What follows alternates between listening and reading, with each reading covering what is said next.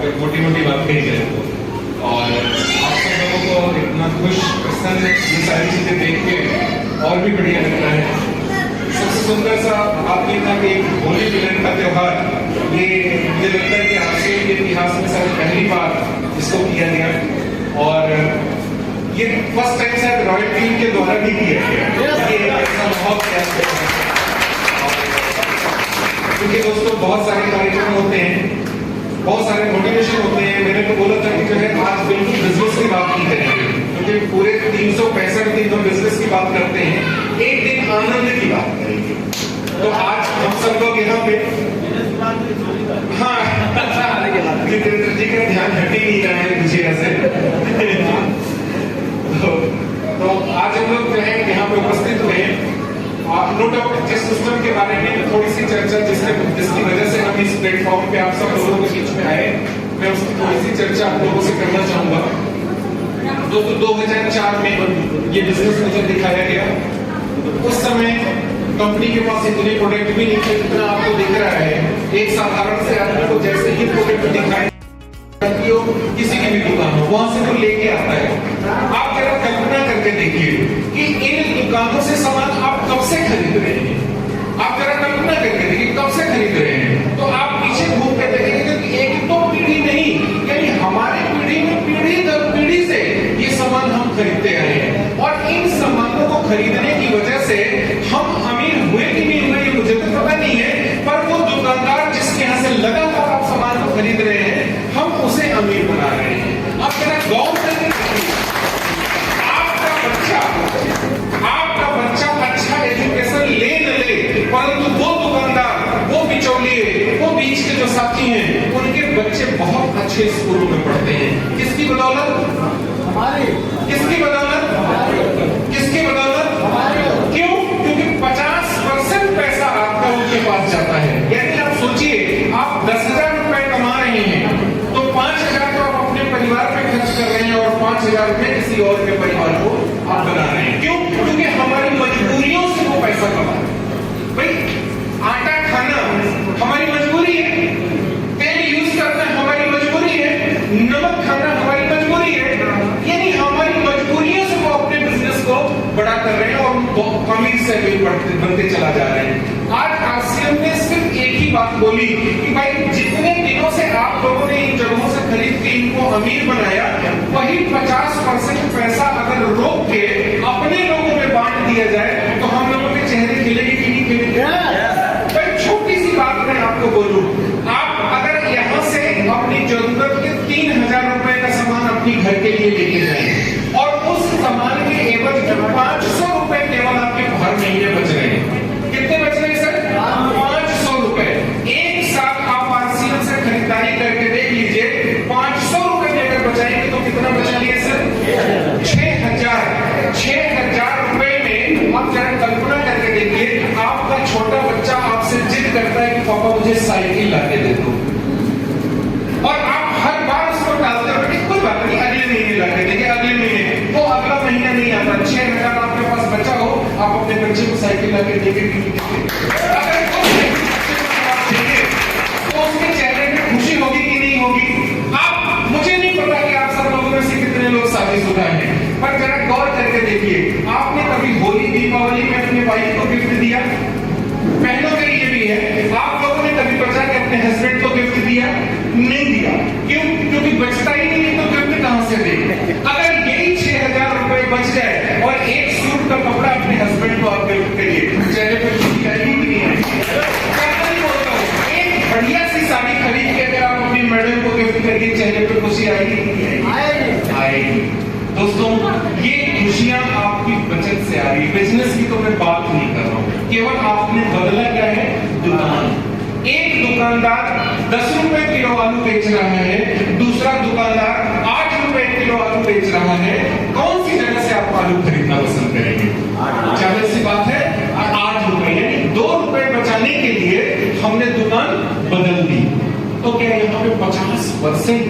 आप कितने बड़े सेठ हैं जरा कल्पना करिए, इतने बड़े अमीर लोगों के बीच में बैठा हूं जिसका 50% पैसा गिर रहा है और उसको चिंता नहीं है कि नहीं? 50% पैसा हमारा गिर रहा है पर में भी हमको चिंता नहीं है, बस दोस्तों सजग होने की जरूरत है। हर चीज में परिवर्तन आया।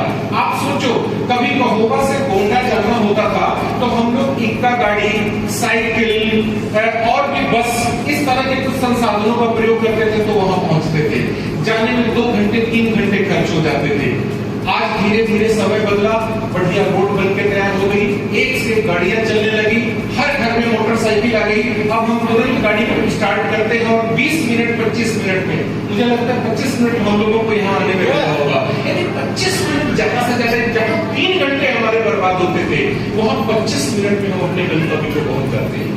और दावे से कहते हैं कि अभी आया और अभी वापस आया, अभी गया और अभी वापस आया, और ये हम करके वापस आ जाते हैं। क्यों? क्योंकि समय के हिसाब से परिवर्तन है और इसको हमने स्वीकार किया है।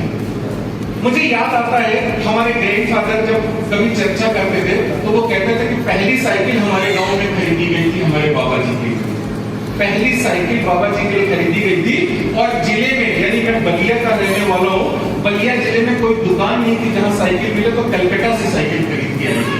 और जब बाबा जी लोग उसके ऊपर बैठ के जाते थे तो गांव के छोटे छोटे बच्चे उनके पीछे घंटों तक दौड़ते रहते थे, ये देखने के लिए कि अरे इसमें कोई भी आदमी रोक नहीं रहा है, फिर भी 2 पहिए में चल कैसे रही। ताज्जुब की चीज है। आज आप अपने घर में मोटरसाइकिल आता है, कोई देखने आता है? धीरे धीरे समाज में सुधार की स्थिति आई, धीरे धीरे परिवर्तन का दौर है, हमने उसको स्वीकार किया। पहले हम लोग एक दूसरे से बात कैसे करते थे? चिट्ठियों के माध्यम से, चिट्ठियों के माध्यम से चिट्ठी लिखते थे, चिट्ठी भेजते थे, 15 दिन बाद वहां तक पहुंची, उस पर लिख के भेजते थे बाबूजी बीमार हैं, जल्दी से आ जाइए। जब तक चिट्ठी पहुंचती थी मालूम है कि बाबूजी चले। अब जब तक उसको ये सूचना मिलती थी, जब तक वो वापस आते थे तब तक रही कर्मी, ये सब चीजें जो है होने लगती थी। कहने का मतलब ये था, एक लेंदी प्रोसेस था, पर हम उसको उसी से बात करने का माध्यम था। धीरे धीरे वक्त बदला, टेलीग्राम आया। अब धीरे धीरे हमने टेलीग्राम का इस्तेमाल शुरू किया। धीरे धीरे हमारे पास वो टिप्पे वाला फोन आया जिसमें वो उंगली करके घुमाते थे, वो फोन आया, हमने उसको इस्तेमाल करना शुरू किया। घंटों लाइन में लगे रहते थे। आप उसके बाद धीरे धीरे पीसीओ आया। अपने मिलने वालों से हम बात करने के लिए रात के 10 बजे के बाद तक इंतजार करते थे कि 10 बजे के बाद 1/4 मिल आती है। तो इसलिए हम जो है रात के 10 बजे तक इंतजार करते थे, पीसीओ में बैठे रहते थे। भैया जरा देखो 10 बजे की नहीं बजा, बैठे थे। अच्छा आप बताइए, धीरे धीरे वक्त बदला, हमारे हाथ में छोटे छोटे मोबाइल है। कितने लोगों के पास मोबाइल है सर? मोबाइल कितने लोगों के पास है? अच्छा एक बार हाथ नीचे करके किसके पास नहीं है जरा वो उठाए, एक भी आदमी। इसका मतलब हर आदमी के पास मोबाइल है ना? अब हमको कभी बैठ के इंतजार करना पड़ता है कि 10 बजा कि नहीं बजा, जरा उनसे बात करनी थी, अपने भाई से बात करनी थी, मम्मी से बात करनी थी।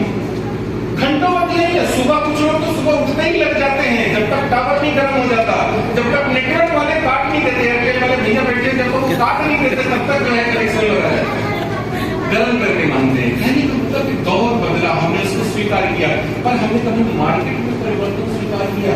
आज हमारे बाप दादा भी उसी तरह से सामान खरीदारी करते रहे, आज भी हम उसी तरह से खरीदारी करते हैं। भाई चिट्ठी लिखना, आपने आखिरी चिट्ठी कब लिखी थी कोई बताएगा? याद है? याद है? Yes sir. आपने लिखी थी? जी सर। 95 यानी कि 95 के बाद आपने अपने चाहने वालों से बात नहीं की? नहीं की? फोन से बात की। यानी कि हमने पुराने सिस्टम को छोड़ के नया सिस्टम आप जरा कल्पना करके देखिए, हम जिस चीजों को नए में अख्तियार करते थे हम लोगों के नजदीक गए। ये सिस्टम भी यही कहता है कि आप पुराने पद्धति को चेंज करिए और नए पद्धति को स्वीकार करिए। नए पद्धति का मतलब है कि मार्केटिंग तो वही है और उसी मार्केटिंग के भीतर इसके अलावा भी कई और प्रॉब्लम की, पैसे की बचत तो अलग चीज है। ज्यादा से ज्यादा अगर मैं बात करूं तो इतना नकली सामानों से आज बाजार भरा पड़ा है कि असली और नकली में फर्क करना भी मुश्किल हो गया है। पैकिंग इतनी जबरदस्त है कि कई बार तो असली को हम पैकिंग देख के छोड़ देते हैं, नकली को घर लेके चले जाते हैं। कुछ ऐसे लोग भी हैं जिनको चुटकुले वुटकुले आते हैं, वो सुनाना चाहेंगे? आवाज खराब होती ये आना चाहते हैं? कोई बात नहीं, अच्छे अच्छे गीत हमारी बहनों के पास होंगे, वो भी आज प्रस्तुति दे सकती हैं। एकदम घबरा जाए। एक चीज बताइए, आपको अगर आता है और आप खुद को रोक रही हैं, इसमें दोष किसका है? हमारा। किसका दोष? उसका।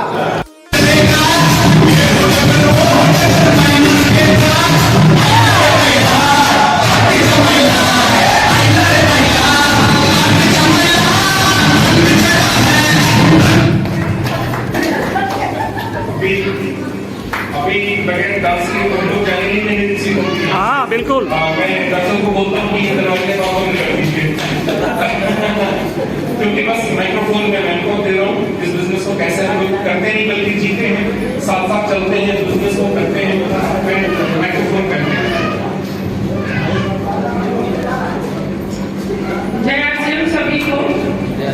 और मेरा तो इस नाटक में दूसरा बार है। अगले बार यही था कि ये इसमें फूटी नहीं था, लेकिन अगली बार इस दीवार में फूटी लग चुका है। तो दीवार इतना परिवर्तन कर सकता है कि इंसान को करने में देर नहीं करना चाहिए अपने जिंदगी के बारे में। मैं यही करना चाहूंगी कि जीवन में बहुत सारी चीजें हम लोग सुन रहे हैं और बहुत सारे सीखने को भी मिला है, लेकिन मैं अपने हस्बैंड के लिए दो बातें कहूंगी कि आपकी मुस्कान मेरी जिंदगी है और मेरी जिंदगी ही आपकी सफर है। और सबसे अच्छी चीज है आरसीएम में आने के बाद आरसीएम क्यों करना चाहिए। बहुत सारी दुनिया में नेटवर्क मार्केटिंग फैल चुका है एक फुदकुदी की तरह, लेकिन आरसीएम भी क्यों करना चाहिए। मैं अपना व्यू क्लियर करना चाहती हूँ आप लोगों के सामने।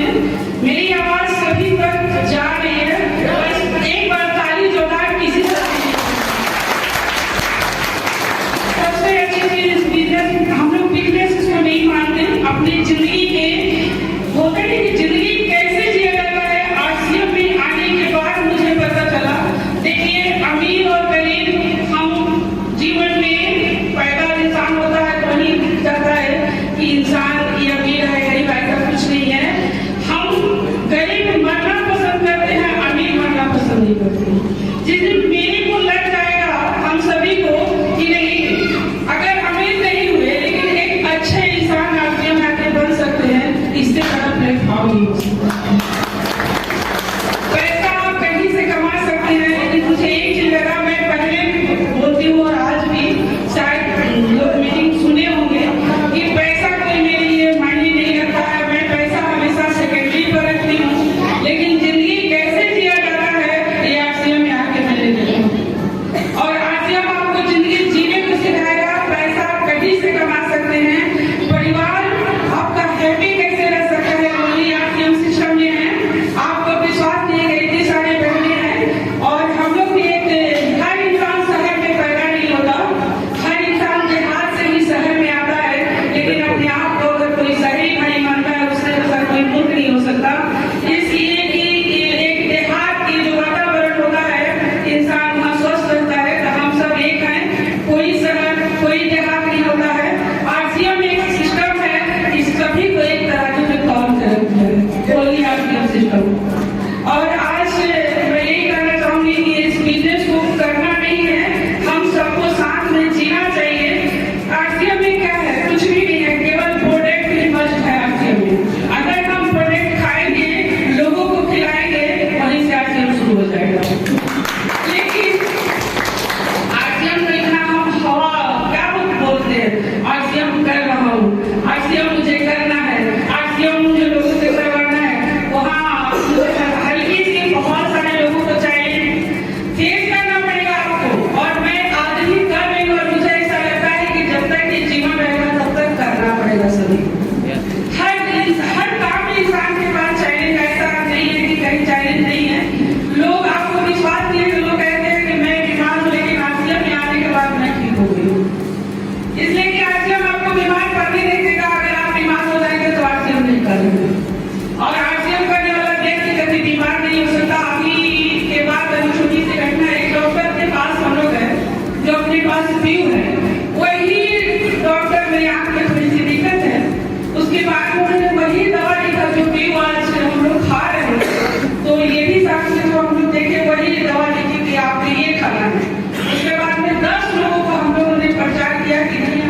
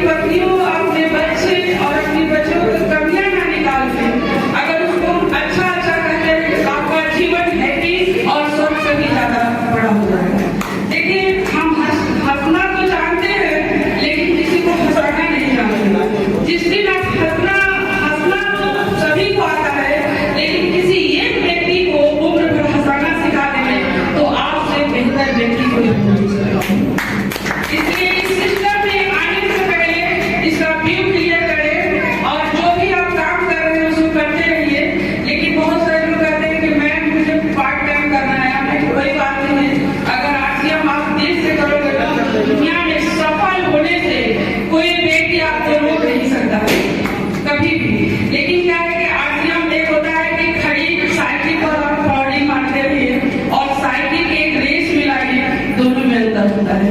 अगर खड़ी साइकिल है और आप पावड़ी मार रहे हैं तो आप वहीं रहेंगे, और रेस में अगर साइकिल चलाएंगे तो अपनी मंजिल तक पहुंच जाएंगे।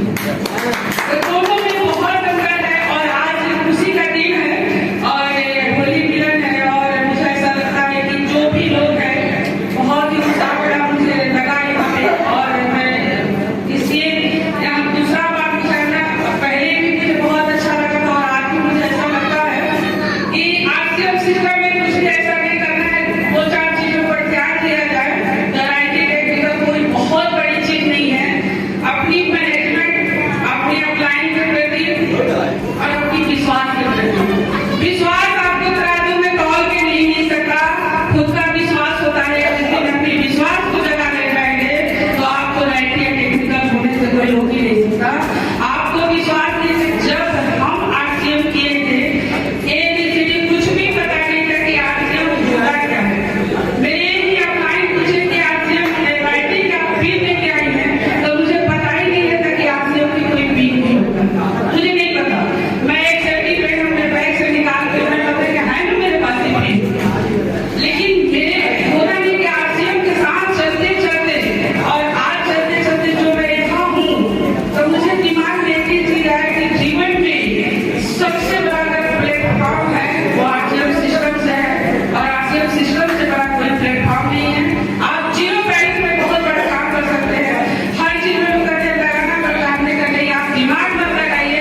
अपने सुनहरे, अपनी जिंदगी के सुनहरा अवसर समय अगर आरसीएम को देंगे तो दुनिया में आपको सफल होने से कोई रोक नहीं सकता, आप खुद रोकते हैं।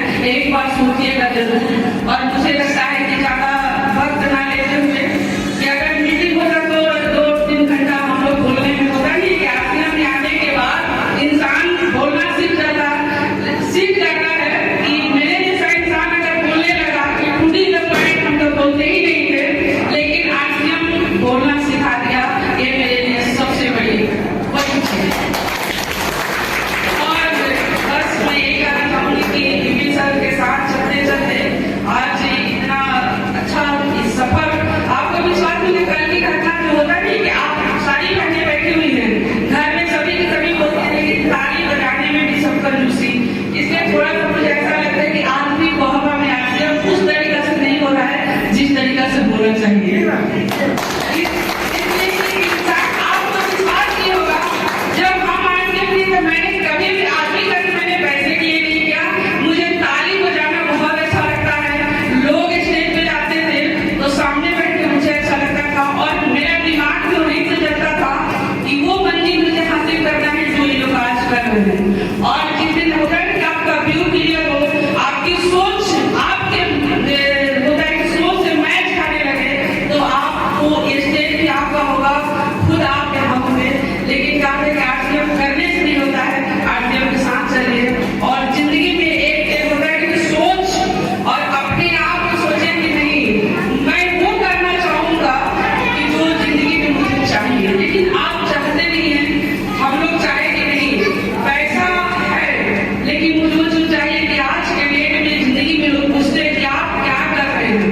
अभी हम लोग उड़ीसा से जा रहे थे अनपढ़ा, तो एक प्रिंसिपल आए, मैं कही कि मैम आप 4 व्हीलर से ऑल इंडिया घूमती हैं, आपकी बहुत अच्छा लाइफ है। तो हम वहाँ मुस्कुराए, जो कि यही डिग्री कॉलेज में प्रोफेसर है। हमने कहा आपने सही सोचा, आप बैंक बैलेंस नहीं, लेकिन आरसीएम गिनाने के बाद हम सारा बैंक बैलेंस खत्म कर दिए। तुमने क्यों? हमने कहा कि जिंदगी को जीना है तो आरसीएम में जीना है। और आज हम लोग आरसीएम कर नहीं रहे हैं, जी रहे हैं। हस्बैंड वाइफ चाहे वो घर में क्या रहे, कोई फर्क नहीं पड़ता। तीनों बच्चे बाहर पढ़ रहे हैं, 4 व्हीलर उठाए और ऑल इंडिया घूमने की जो जिंदगी है, इससे अच्छा जिंदगी कोई हो ही नहीं सकता। ओनली आरसीएम में। तो आज से मैं अपनी बाड़ी को ही समाप्त करना चाहूंगी, और मैं यही कहना चाहूंगी कि आरसीएम करिए तो दिल से करिए।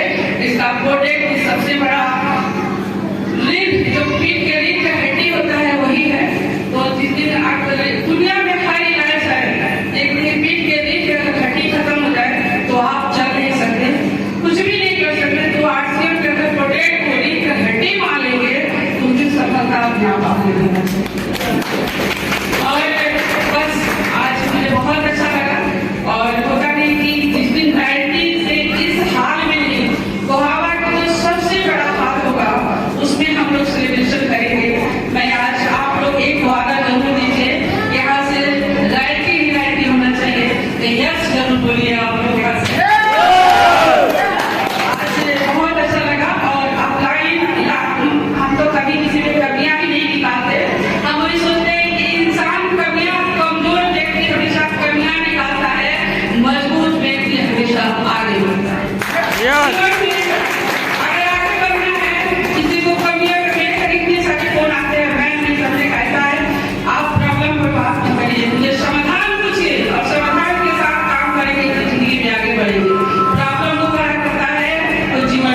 करना नहीं चाहिए। जीवन में कुछ करना है तो समाधान के काम बात करिए।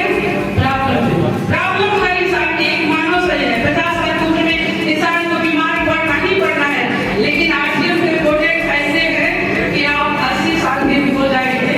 अभी भिलवाड़ा जाके आप देखिए, मेरी जो परिचित है, शायद मुझे लगता है कि 80 साल का हो गया, मेरे हस्बैंड से भी फास्ट चल रहे हैं और मैं थक गई। तब मुझे लगा कि नहीं, मुझे इनसे भी फास्ट चल रहा है, कहीं ना कहीं मेरे अंदर कमियां है। तब मुझे आया कि नहीं, मैं आरटीएम को शिखर तक नहीं पहुंचाऊंगा जो पहुंचना चाहिए। तो आज भी मैं यही कहना चाहूंगी कि वो चीज को हवा में नहीं हो रहा है जो होना चाहिए। और आज हम लोग फुल मस्ती करेंगे, एंजॉय करेंगे और जितने सारे भाई बहन अपने घर में अपनी पत्नी, अपनी बेटी जो भी है, तो आरटीएम के बाद 24 घंटा में एक बार जरूर आप करें। आपका परिवार आरटीएम मैरिज भी हो जाएगा, आपको सफल मन से दुनिया की कोई बेनती होगी। जय सिंह, थैंक यू।